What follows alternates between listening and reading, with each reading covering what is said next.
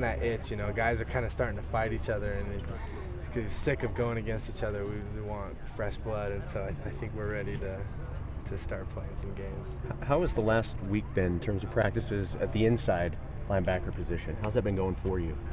It's been good. It was a position I played before. I played the buck inside linebacker position my freshman and sophomore year, and then this last year switched to outside, and so a lot of it's kind of like riding a bike. A lot of it's coming back. Do we do some things differently now than we did then? So there's a lot of learning going on, and so it's been good. It's been an interesting adjustment, but it's been a good one. Having had experience at both, do you have a preference as to which one you think suits you better? I don't know. I think in our defense,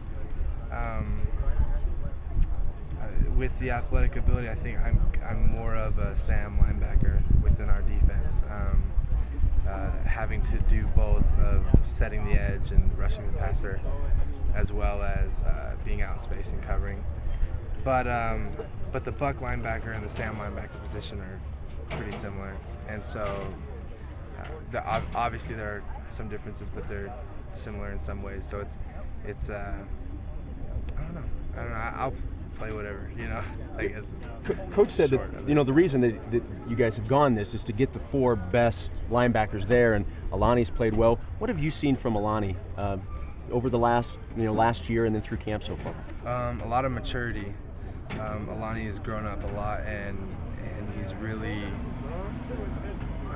he knows the defense. Alani's a smart guy and understands a lot about the defense, and I've seen him take a step from being on the field and knowing what to do to where he's now on the field knowing what to do, making plays, taking chances, if you will, within the defense, and making plays. And Alani's done a great job this camp. Nothing but good to say about number 5 as far as his performance this camp. So. Your name's starting to get buzz, in terms of next level type thing, guys coming in to look at you. Do you sense the fact that this is a really big year for you? Oh, sure, yeah.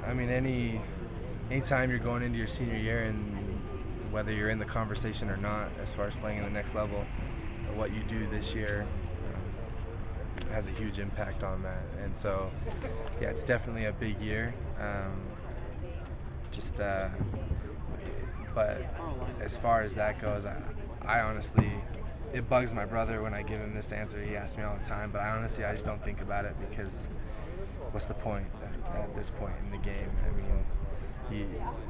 You never know what will happen. You could get hurt and you're done and it's over with, and so why waste your time thinking about it? Or you could go out and have a great year, and the sky's the limit, but if you think about it now, it doesn't benefit you or hurt you. And so to me, it's just not worth my time. I'd rather spend time thinking about what I can learn, what I can do better, how I can help younger guys learn and do better, and spend time on this team.